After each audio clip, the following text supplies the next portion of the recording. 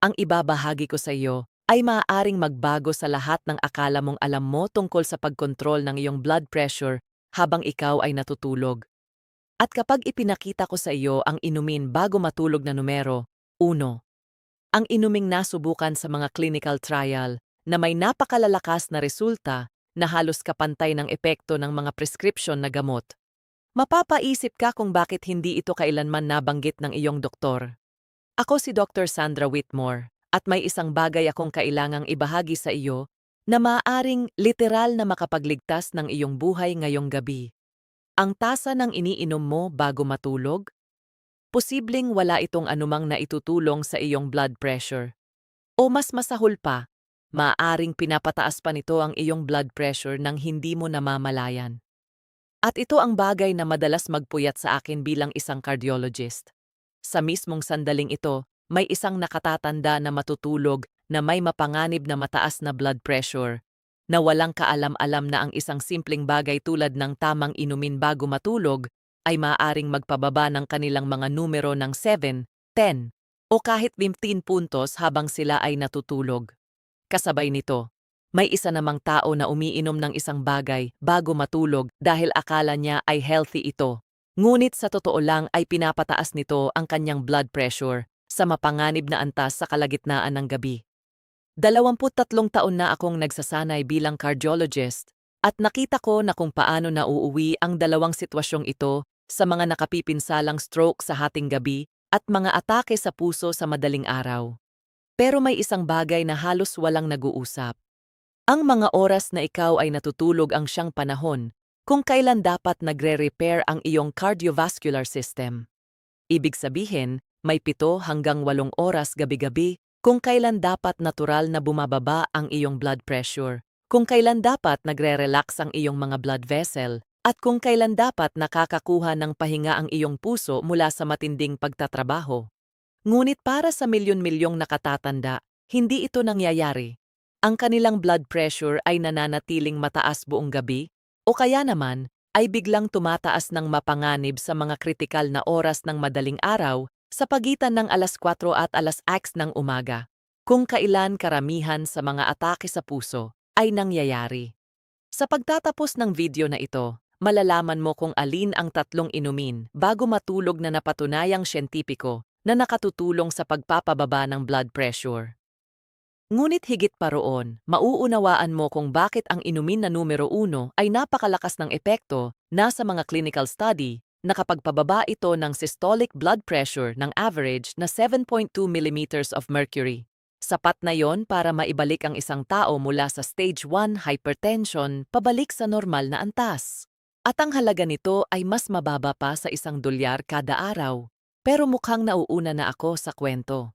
Bago ko maipakita sa iyo ang inumin na numero 1, kailangan mo munang maunawaan ang isang mahalagang bagay tungkol sa blood pressure sa gabi. Isang bagay na talagang nagbabago sa paraan ng pagtingin dito. Isang bagay na malamang ay hindi kailanman ipinaliwanag sa iyo ng iyong doktor. Manatili ka muna dahil ang mga susunod na 9 minuto ay maaaring ganap na magbago sa paraan ng pag-iisip mo tungkol sa pamamahala ng blood pressure. Hayaan mong ikwento ko muna sa iyo ang tungkol kay Dorothy, dahil ang kanyang karanasan ang magpapakita kung bakit napakahalaga ng oras kung kailan ka umiinom. Mas mahalaga kaysa sa inaakala ng karamihan. Si Dorothy ay 71 na taong gulang, isang retiradong nurse. Isang taong inaasahang mas alam ang mga ganitong bagay. 15 taon na niyang pinamamahalaan ang kanyang high blood pressure. Araw-araw niyang iniinom ang kanyang gamot tuwing umaga at regular niyang chinecheck ang kanyang blood pressure. Sa araw, maayos naman ang kanyang mga readings, 135/82. Hindi perpekto pero katanggap-tanggap na kung may iniinom na gamot. Maganda ang pakiramdam niya sa araw, masigla, aktibo, walang nararamdamang sintomas. Sa tingin niya, kontrolado na ang lahat. Pero may nangyari na nagbago sa lahat. Nagkaroon si Dorothy ng mild stroke bandang 5:30 ng umaga. Hindi ito malubhang stroke, salamat na lang.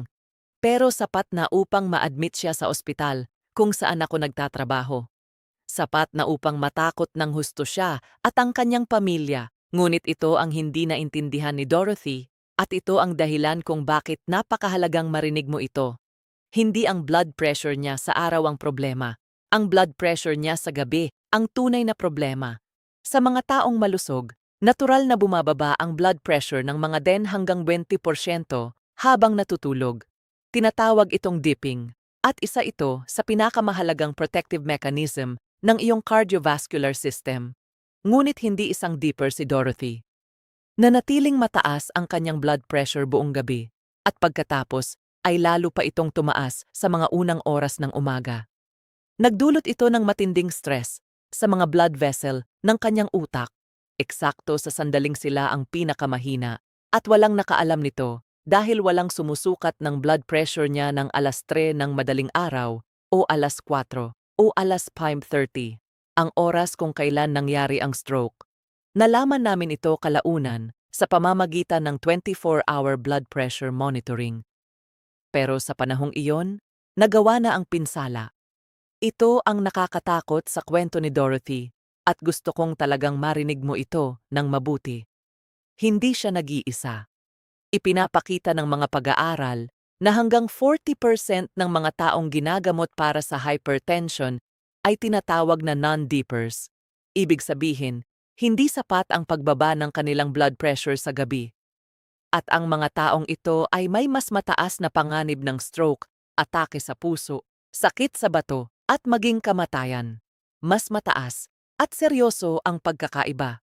Kaya ang tanong ngayon ay ito: ano ang maaari mong gawin tungkol sa blood pressure sa gabi? Diyan pumapasok ang 3 inumin bago matulog na pag-uusapan natin. Dahil ang tamang inumin, kapag nainom sa tamang oras, ay makatutulong sa iyong katawan na makamit ang protective nighttime dip na iyon. Maaari nitong tulungang mag-relax ang iyong mga blood vessel. Maaari nitong pababain ang mga stress hormone na nagpapanatiling mataas ng blood pressure. At maaari itong magbigay ng mga mineral at compounds na patuloy na gumagana habang ikaw ay natutulog upang pababain ang iyong mga numero. Pero may isang bagay akong kailangan mong maunawaan bago tayo dumako sa inumin na numero 1. Napakahalaga nito. Ang mga inuming ito ay hindi magic. Hindi nila papalitan ang iyong blood pressure medication kung ikaw ay may iniinom na. At hindi mo dapat kailanman ihinto ang pag-inom ng gamot na nireseta ng iyong doktor nang hindi muna kumukonsulta sa kanya. Ang ginagawa ng mga inuming ito ay sumusuporta sa natural na proseso ng pagre-repair ng iyong katawan sa gabi. Pinapalakas nila ang blood pressure lowering effects na nakukuha mo na mula sa ibang paraan, o nagbibigay sila ng karagdagang proteksyon kung ang iyong mga numero ay nasa borderline pa lamang. Ngayon, hayaan mo munang ipakita ko sa iyo ang bedtime drink number 3. Unti-unti tayong pupunta sa pinakamakapangyarihan. Kaya manatili ka lang sa akin. Ang bedtime drink number 3 ay maaaring ikagulat mo dahil napakasimple nito, napakaordinaryo, kaya karamihan sa mga tao ay halos hindi ito napapansin. Pero ang siyensya sa likod nito ay talagang matibay. Ang bedtime drink number 3 ay low-fat milk, partikular na skim o 1% milk na iniinom mga 30 hanggang 60 minuto bago matulog. Alam ko kung ano ang iniisip mo. Gatas? Iyon na iyon. Isa iyon sa 3 pinakamahalaga? Oo. At hayaan mong ipaliwanag ko kung bakit ang simpleng inuming ito ay karapat-dapat talagang mapasama sa listahang ito. Hayaan mong ikwento ko sa iyo ang tungkol kay Gerald, 68 taong gulang, na nagturo sa akin na huwag maliitin ang kapangyarihan ng mga simpleng bagay. Lumapit si Gerald sa akin dahil napansin niyang paunti-unting tumataas ang kanyang blood pressure. 145/90, pagkatapos 148/92, pagkatapos 150/94. Hindi naman ito emergency level, pero malinaw na nakakabahala. Papunta ito sa maling direksyon. Gusto na sana ng doktor niyang simulan siya sa gamot, pero nag-aalinlangan si Gerald. May iniinom na siyang gamot para sa iba pang kondisyon, at ayaw na niyang magdagdag pa kung maaari naman itong maiwasan. Kaya napag-usapan namin ang mga pagbabago sa lifestyle, dieta, ehersisyo, pamamahala ng stress, lahat ng karaniwang rekomendasyon. Pero pagkatapos, May nabanggit akong isang bagay na hindi pa naririnig ni Gerald noon.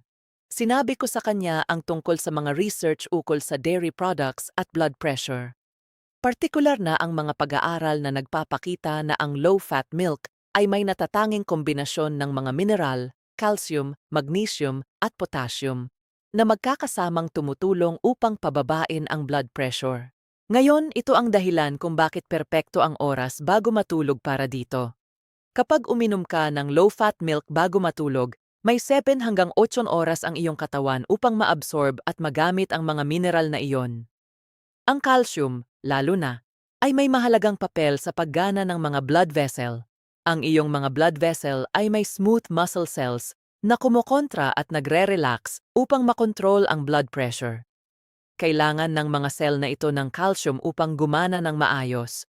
Kapag nasa tamang antas ang calcium, mas madaling makapag-relax ang iyong mga blood vessel, nababawasan ang resistance, at bumababa ang pressure. Pero hindi lang calcium ang mahalaga. Ang magnesium sa gatas ay tumutulong sa katawan na magamit ng mas epektibo ang calcium.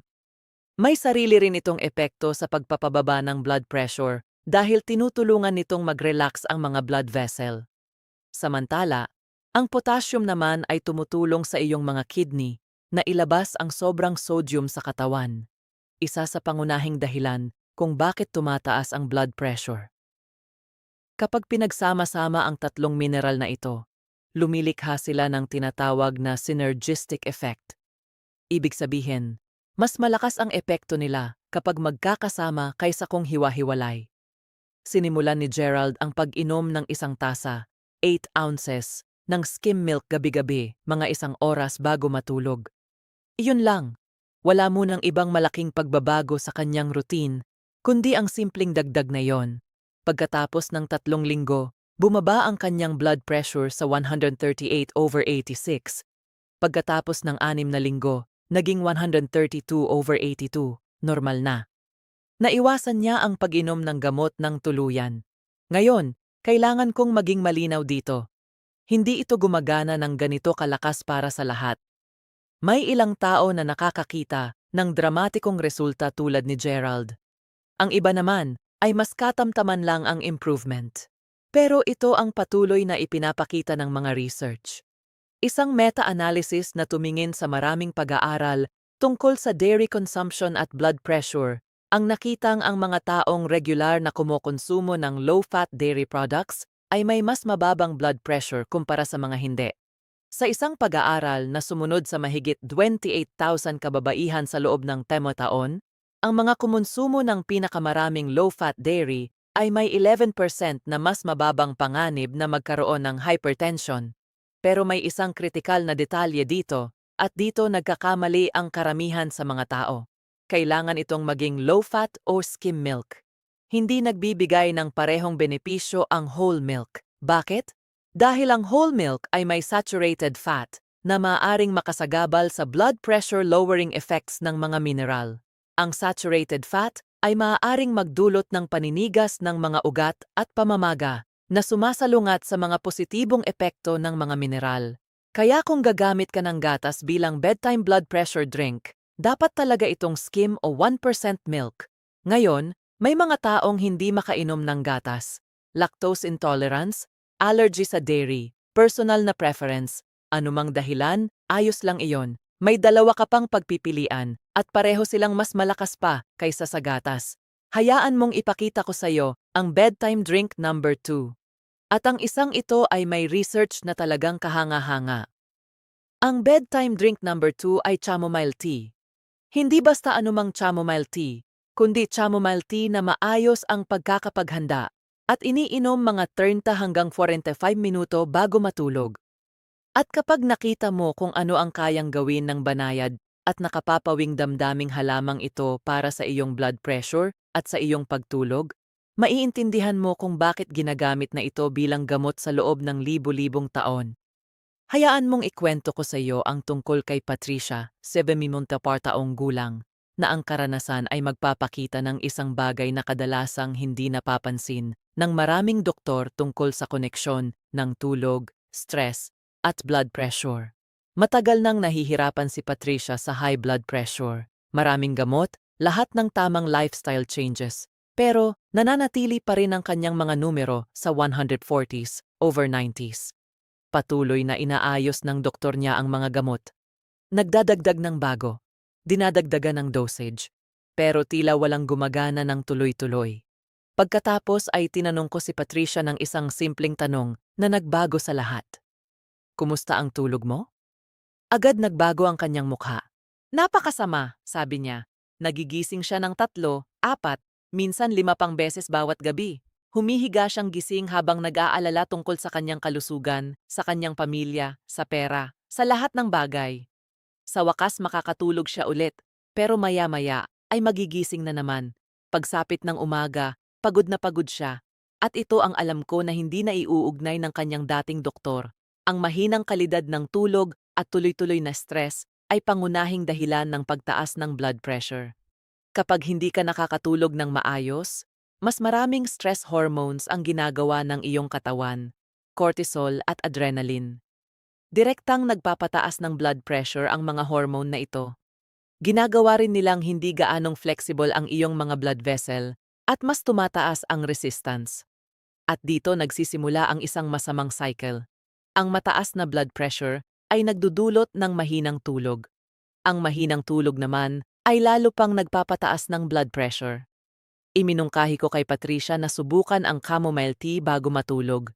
Hindi dahil inaasahan kong bigla nitong maayos ang lahat, kundi dahil ang chamomile ay may 2 partikular na katangian na perpekto para sa kanyang sitwasyon. Una, ang chamomile ay may compound na tinatawag na apigenin. Kumakapit ito sa ilang receptors sa iyong utak na tumutulong sa iyong mag-relax at makaramdam ng antok.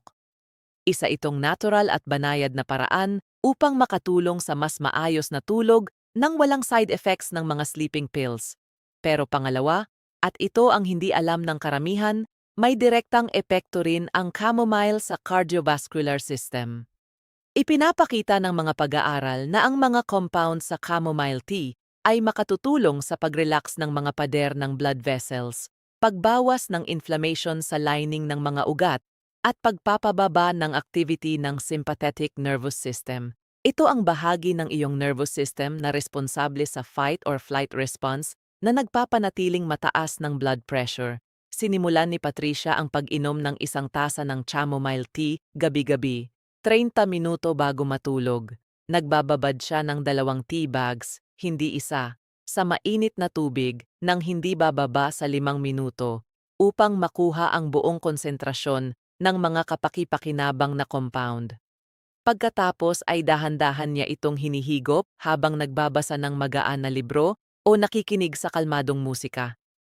Sa loob lamang ng 1 linggo, napansin niyang mas maganda na ang kanyang tulog. Mas mabilis siyang nakakatulog at mas bihira na siyang nagigising sa gabi. Pagkatapos ng 3 linggo, may kahanga-hangang nangyari. Ang kanyang morning blood pressure readings na dati ay laging nasa 145 over 92 ay nagsimulang bumaba, 138 over 88, 134 over 85, 130 over 82. Nagawa naming bawasan ang isa sa kanyang blood pressure medications. Hindi man ito tuluyang naalis, pero malaki ang ibinaba ng dose. Ngayon, ito ang ipinapakita ng siyensya tungkol sa chamomile at blood pressure. Isang pag-aaral na inilathala sa Journal of Advanced Pharmaceutical Technology and Research ang nakakita na ang regular na pag-inom ng chamomile ay makabuluhang nagpapababa ng systolic blood pressure sa mga pasyenteng may hypertension. May isa pang pag-aaral na nagpakita na ang chamomile tea ay nakapagpababa ng mga marker ng inflammation na nag-aambag sa paninigas ng mga ugat o arterial stiffness.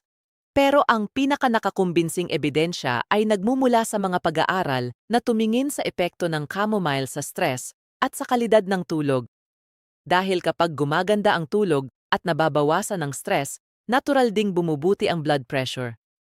Hindi man direkta ang epekto, pero napakalakas nito. At wala itong side effects, walang drug interactions na kailangang ikabahala, at hindi rin nagkakaroon ng tolerance ang katawan sa paglipas ng panahon. Ngayon, kailangan kong ibigay sa iyo ang ilang mahahalagang detalye kung paano gamitin ng tama ang chamomile. Una, mahalaga ang kalidad. Piliin ang organic chamomile tea. Mas mainam kung loose leaf o mataas ang kalidad ng tea bags. Ang mga murang tsaa na madalas mabili sa grocery store ay kadalasang kakaunti lang ang tunay na chamomile at kadalasan ay puro filler lang. Ikalawa, mahalaga rin ang tamang paghahanda. Gumamit ng 2 tea bags o isang punong kutsara ng loose leaf chamomile para sa bawat tasa. Ibabad ito sa tubig na halos kumukulo, mga 200 degree ang init, nang hindi bababa sa 5 hanggang 7 minuto. Sa ganitong paraan, mas maraming kapakipakinabang na compound ang makukuha mula sa tsaa. Ikatlo, mahalaga ang tamang oras. Inumin ito mga 30 hanggang 45 minuto bago ka matulog. Huwag ka agad bago humiga dahil baka mapilitan ka lang bumangon para umihi. Pero huwag din masyadong maaga dahil pinakamalakas ang epekto ng relaxation nito sa loob ng unang oras pagkatapos inumin. At ikaapat, mahalaga ang consistency. Hindi ito isang beses mo lang iinumin at agad kang makakakita ng resulta. Kailangan mo itong inumin gabi-gabi nang hindi bababa sa 2 hanggang 3 linggo upang maramdaman ang buong epekto nito sa pagpapababa ng blood pressure. Pero kahit gaano pa kahanga-hanga ang chamomile tea at kahit gaano kalakas ang epekto ng low-fat milk, wala pa ring makakatapat sa bedtime drink number 1. Ang bedtime drink number 1 ay may clinical trial data na halos kasing lakas ng epekto ng mga prescription na gamot para sa blood pressure. At kapag sinabi ko kung ano ito, malamang ay magugulat ka kung gaano ito kamura, gaano kadaling hanapin, at kung gaano talaga kalakas ang simpleng inuming ito. Bago ko ipakita sa iyo ang drink number 1, may gusto muna akong itanong. Kung mahalaga sa iyo ang impormasyong ito, kung may mga bagay kang natututunan na hindi kailanman ipinaliwanag ng iyong doktor, hinihiling ko na mag-subscribe ka sa channel na ito. Ang buong layunin ko ay magbahagi ng impormasyon na suportado ng siyensya, mga kaalamang maaaring makatulong sa iyong kalusugan nang hindi nangangailangan ng mamahaling paggamot o komplikadong pamamaraan. Ang mga impormasyong ibinibigay ko ay may mga taong gumagastos ng libu-libong dolyar para lang matutunan. Ibinibigay ko ito sa iyo ng libre dahil naniniwala ako na ang mga nakatatanda ay karapat-dapat magkaroon ng access sa totoong kaalaman. Pangalawa, ibahagi mo ang video na ito. Isipin mo ang iyong pamilya, ang iyong mga kaibigan, o sino mang kilala mong nahihirapan sa mataas na blood pressure. Posibleng ito ang impormasyong makakatulong upang maiwasan ang stroke o atake sa puso nila. Ngayon, ipapakita ko na sa iyo ang bedtime drink number 1. Handa ka na ba? Ang bedtime drink number 1 ay hibiscus tea. Hindi ordinaryong black tea, hindi rin green tea, kundi hibiscus tea. Partikular, tsaa na gawa mula sa pinatuyong kalises ng halamang Hibiscus sabdarifa.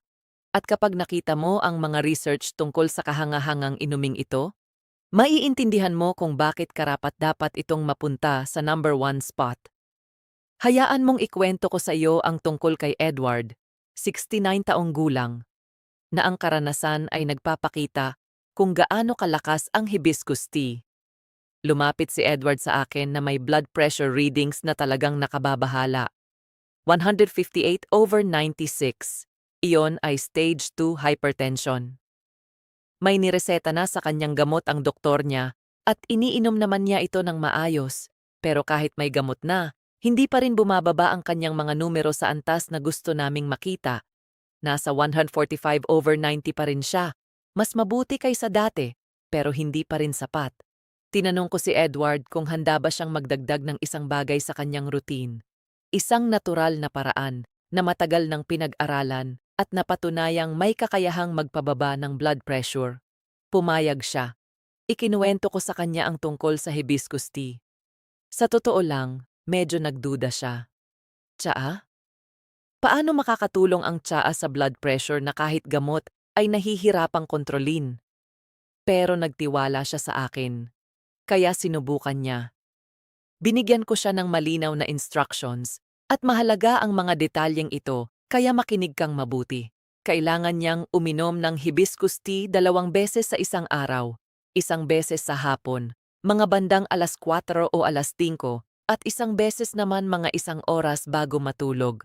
Sa bawat pagkakataon, gagamit siya ng 2 hibiscus tea bags o 1 kutsarita ng pinatuyong hibiscus na ibababad sa 80 ounces ng kumukulong tubig ng 6 hanggang 8 minuto. Pwede niya itong inumin habang mainit o palamigin at lagyan ng yelo. Hindi iyon ang mahalaga. Ang mahalaga ay ang tamang dami, ang tamang konsentrasyon, at ang pagiging consistent. Pagkatapos ng 1 linggo, walang nagbago. Nasa 145/90 pa rin ang blood pressure ni Edward. Handa na sana siyang sumuko. Sinabihan ko siyang ipagpatuloy lang. Pagkatapos ng 2 linggo, may nagsimulang magbago. 140/87. Pagkatapos ng 4 na linggo, 132/82. Pagkatapos ng 6 na linggo, 128/78. Normal, maganda, isang malusog na blood pressure. Gamit pa rin ang parehong gamot na matagal na niyang iniinom, pero ngayon ay may dagdag na hibiscus tea. Ito ang nangyayari sa katawan ni Edward. At talagang napaka-interesting nito. Ang hibiscus tea ay naglalaman ng makapangyarihang compounds na tinatawag na anthocyanins. Ito rin ang mga compound na nagbibigay ng kulay at health benefits sa berries at red wine. Ang mga anthocyanins na ito ay may maraming epekto sa cardiovascular system. Una, kumikilos sila bilang ACE inhibitors. Ang ACE ay nangangahulugang angiotensin-converting enzyme, at ito rin ang enzyme na target ng maraming blood pressure medications. Kapag na-inhibit ang ACE, napipigilan ang pagbuo ng hormone na tinatawag na angiotensin II na siyang nagiging sanhi ng pagkipot ng mga blood vessel. Mas kaunting angiotensin II ay nangangahulugang mas relaxed na blood vessels, at ibig sabihin nito ay mas mababang blood pressure. Ikalawa, pinapabuti ng anthocyanins ang function ng endothelium. Ito ang inner lining ng iyong mga blood vessel. Ang isang malusog na endothelium ay gumagawa ng nitric oxide, isang molecule na nagbibigay ng signal sa mga blood vessel upang mag-relax. Kapag nasira ang endothelium dahil sa mataas na blood pressure, inflammation o pagtanda, mas kaunti ang nagagawang nitric oxide, kaya nananatiling makitid ang mga blood vessel. Tinutulungan ng hibiscus na maibalik ang maayos na function ng endothelium, pinapataas ang produksyon ng nitric oxide at hinihikayat ang vasodilation. Ikatlo, kumikilos din ang hibiscus bilang natural na diuretic. Tinutulungan nito ang mga kidney na ilabas ang sobrang sodium at tubig sa katawan na nagpapababa ng blood volume at sa huli ay nagpapababa rin ng pressure. Pero ito ang talagang kahanga-hanga sa hibiscus at ito ang dahilan kung bakit ito ang number 1 sa listahang ito. Ang clinical trial data tungkol sa hibiscus tea ay talagang napaka-impressive. Isang pag-aaral na inilathala sa Journal of Human Hypertension ang sumubaybay sa 65 na matatandang may prehypertension o mild hypertension. Kalahati sa kanila ay uminom ng hibiscus tea 3 beses sa isang araw. Ang kalahati naman ay uminom ng isang placebo beverage. Pagkatapos ng 6 na linggo, ang grupong umiinom ng hibiscus tea ay nagkaroon ng average na pagbaba sa systolic blood pressure na 7.2 millimeters of mercury. Hindi iyon maliit na epekto. Klinikal na mahalaga ang ganoong pagbabago. Para mailagay sa perspektibo, may ilang blood pressure medications na nakakapagpababa lamang ng 5 hanggang 10 puntos. May isa pang systematic review at meta-analysis na tumingin sa 17 iba't ibang clinical trials. Natuklasan nila na ang hibiscus supplementation ay nakapagpababa ng systolic blood pressure ng average na 7.1 mm at diastolic blood pressure ng 3.3 mm. At nangyari ito sa iba't ibang populasyon, iba't ibang dose, at iba't ibang disenyo ng pag-aaral. Talagang kapansin-pansin ang pagiging consistent ng epekto. Pero ito ang talagang nakakagulat para sa akin. Sa isang pag-aaral na direktang nagkumpara ng hibiscus tea sa blood pressure medication na lisinopril, halos kasing epektibo ng gamot ang hibiscus. Halos kapantay ng isang prescription drug. Pag-isipan mo yon sandali. Isang simpleng, murang tsaa na mabibili mo sa kahit anong health food store o online sa halagang mas mababa sa $10 bawat pakete na maaaring tumagal ng 1 buwan, na halos kasing epektibo ng gamot na mas mahal at may posibilidad pang magkaroon ng side effects. Ngayon, Bakit partikular na epektibo ang hibiscus bilang inumin bago matulog? Dahil natural na tumataas ang blood pressure sa mga unang oras ng umaga. Ang mapanganib na panahon sa pagitan ng alas 4 at alas 6 ng madaling araw, kung kailan nangyayari ang karamihan sa cardiovascular events. Kapag uminom ka ng hibiscus tea 1 oras bago matulog, ang mga compounds nito ay nasisipsip ng katawan at umaabot sa pinakamataas na konsentrasyon sa iyong bloodstream sa mismong mga kritikal na oras ng gabi at madaling araw. Ibig sabihin, nagbibigay ka ng proteksyon sa oras na pinakakailangan ito ng iyong cardiovascular system. Ganito ang tamang paggamit ng hibiscus tea para sa blood pressure. At mahalagang sundin mo ang mga gabay na ito dahil mahalaga ang tamang dose. Kailangan mong uminom ng katumbas ng hindi bababa sa 1.5 hanggang 2 gramo ng pinatuyong hibiscus sa bawat serving. Karaniwan itong katumbas ng 2 tea bags o 1 punong kutsara ng loose leaf hibiscus. Ibabad ito sa bagong kumulong tubig ng hindi bababa sa 6 hanggang 8 minuto. Huwag itong madaliin. Ang mas mahabang steeping time ay nakakatulong para mas maraming anthocyanins ang makuha mula sa tsaa. Uminom ng 1 tasa sa hapon o maagang gabi at 1 pang tasa mga 45 hanggang 60 minuto bago matulog. Gawin ito araw-araw. Napakahalaga ng consistency.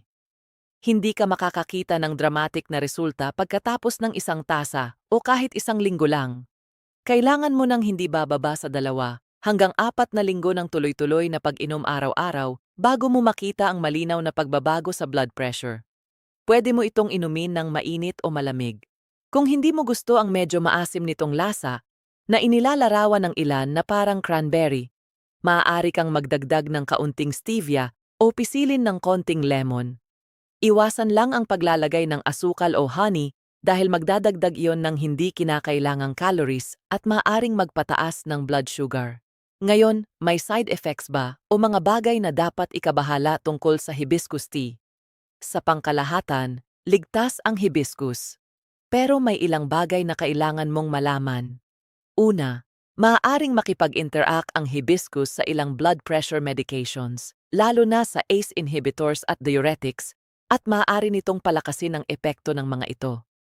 Kadalasan ay magandang bagay iyon, pero ibig sabihin din nito na kailangan mong bantayan ng mas maigi ang iyong blood pressure. Kung napapansin mong masyadong bumababa ang iyong mga numero o nakakaramdam ka ng pagkahilo o lightheadedness, kailangan mong kumonsulta sa iyong doktor dahil maaaring kailanganing i-adjust ang dose ng iyong gamot.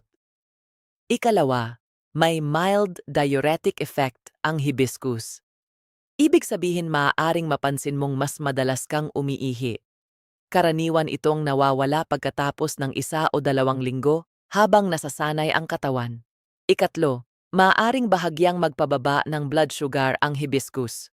Kaya kung ikaw ay may diabetes at umiinom ng gamot, bantayan ang iyong blood sugar at ipaalam sa iyong doktor na regular kang umiinom ng hibiscus. At ikaapat, kung ikaw ay buntis o sinusubukang magbuntis, mas mabuting iwasan ang hibiscus tea. May ilang animal studies na nagpapahiwatig na maaaring makaapekto ito sa hormone levels. Ngayon, pagsamahin natin ang lahat ng ito. Mayroon kang 3 inumin bago matulog na makakatulong sa pagpapababa ng iyong blood pressure. Number 3. Low-fat milk. Nagbibigay ito ng mahahalagang minerals tulad ng calcium, magnesium, at potassium na sumusuporta sa malusog na paggana ng blood vessels. 1 tasa ng skim or 1% milk na iniinom 30 hanggang 60 minuto bago matulog. Number 2. Chamomile tea. Pinapabuti nito ang kalidad ng tulog, binabawasan ang stress hormones, at may direktang anti-inflammatory at vasodilatory effects. 2 tea bags na ibinabad ng 5 hanggang 7 minuto, iniinom 30 hanggang 45 minuto bago matulog. At number 1, hibiscus tea. Kumikilos ito bilang natural ACE inhibitor, pinapabuti ang endothelial function at napatunayan sa clinical studies na kayang magpababa ng blood pressure na halos kasing epektibo ng ilang medications. 2 tea bags na ibinabad ng 6 hanggang 8 minuto, iniinom 40 hanggang 60 minuto bago matulog, at mas mainam kung mayroon ding 1 tasa sa hapon o maagang gabi. Pwede bang pagsamahin ang mga inuming ito? Iyan ang tanong na madalas kong marinig. Ang sagot ay oo, pero kailangan itong gawin ng maayos. Halimbawa, maaari kang uminom ng hibiscus tea sa hapon at chamomile tea naman malapit sa oras ng pagtulog. O kaya naman ay pwede mong i-rotate ang mga ito. Hibiscus isang gabi, chamomile sa susunod, low-fat milk sa susunod. Pwede rin na pumili ka ng isa at manatili doon nang tuloy-tuloy ng hindi bababa sa isang buwan para makita kung paano tumutugon ang iyong katawan. Ang hindi ko inirerekomenda ay ang pag-inom ng lahat ng 3 gabi-gabi. Sobra na iyon sa dami ng likido bago matulog at malamang na mapapabangon ka ng paulit-ulit para umihi, nasisira sa kalidad ng iyong tulog. Pero higit sa lahat, ito ang gusto kong maunawaan mo. Pinakamahusay na gumagana ang mga inuming ito bilang bahagi ng mas malawak na paraan ng pamamahala sa blood pressure. Hindi sila magic bullet. Mas nagiging epektibo sila kapag sinamahan ng iba pang healthy lifestyle changes. Kailangan mo pa ring bantayan ang iyong sodium intake. Kailangan mo pa ring panatilihin ang tamang timbang. Kailangan mo pa ring magkaroon ng regular na physical activity. Kailangan mo pa ring pamahalaan ang stress. At kailangan mo pa ring inumin ang mga gamot na nireseta ng iyong doktor kung mayroon man. Pero kapag idinagdag mo ang isa o higit pa sa mga bedtime drinks na ito sa pundasyong iyon, lumilikha ka ng isang napakalakas na kombinasyon. Binibigyan mo ang iyong katawan ng mga tool na kailangan nito para natural na mapababa ang blood pressure habang ikaw ay natutulog. Hayaan mong ikwento ko sa iyo ang tungkol kay Margaret, 72 taong gulang, na nagsasama ng lahat ng ito. Lumapit sa akin si Margaret na umiinom ng 3 blood pressure medications. Ang daytime readings niya ay medyo maayos, nasa paligid ng 138/85, pero may hinala akong hindi bumababa ng tama ang kanyang blood pressure sa gabi. Gumawa kami ng 24-hour monitoring at napatunayan nga namin iyon. Isa siyang non-deeper. Nanatiling mataas ang kanyang blood pressure buong gabi. Pinag-usapan namin ang kanyang evening routine. Wala naman siyang ginagawa na talagang mali, pero wala rin siyang ginagawa na partikular na nakakatulong. Kakain siya ng dinner, manonood ng TV, minsan iinom ng isang baso ng wine, at pagkatapos ay matutulog na. Binigyan ko si Margaret ng bagong evening routine. Tapusin ang dinner nang hindi bababa sa 3 oras bago matulog. Maglakad ng 10 minuto pagkatapos kumain. Hindi mabigat na ehersisyo, simpleng lakad lang sa paligid ng block. Alas 7 ng gabi, iinom siya ng 1 tasa ng hibiscus tea, 2 tea bags na ibinabad ng 8 minuto. Alas 9 ng gabi, iinom siya ng 1 tasa ng chamomile tea. 2 tea bags ulit, maayos na ibinabad. Sa pagitan ng 9:30 at 10 ng gabi, gagawa siya ng kaunting light stretching o meditation. Wala namang matinding gagawin. 10 minuto lang ng kalmadong, mindful na aktibidad. Pagkatapos ay matutulog na siya ng 10:30. Regular na bantayan ang iyong blood pressure. Mas mainam kung sa parehong oras araw-araw. Magtala ng record at ibahagi ang mga resulta sa iyong doktor. Kung may natutunan kang mahalagang impormasyon mula sa video na ito, may 3 bagay akong hinihiling sa iyo. Una, mag-subscribe sa channel na ito. Patuloy akong magbabahagi ng mga science-based na paraan na maaaring hindi na ipapaliwanag ng iyong doktor. Ikalawa, ibahagi ang video na ito sa sinumang kakilala mong may problema sa mataas na blood pressure. Maaaring ang impormasyong ito ang makatulong upang makapagligtas ng buhay. At ikatlo, mag-iwan ng komento sa ibaba at sabihin kung alin sa 3 inuming ito ang susubukan mo. Binabasa ko ang bawat komento at masaya akong makarinig mula sa inyo. Alagaan mo ang iyong puso. Alagaan mo ang iyong blood pressure.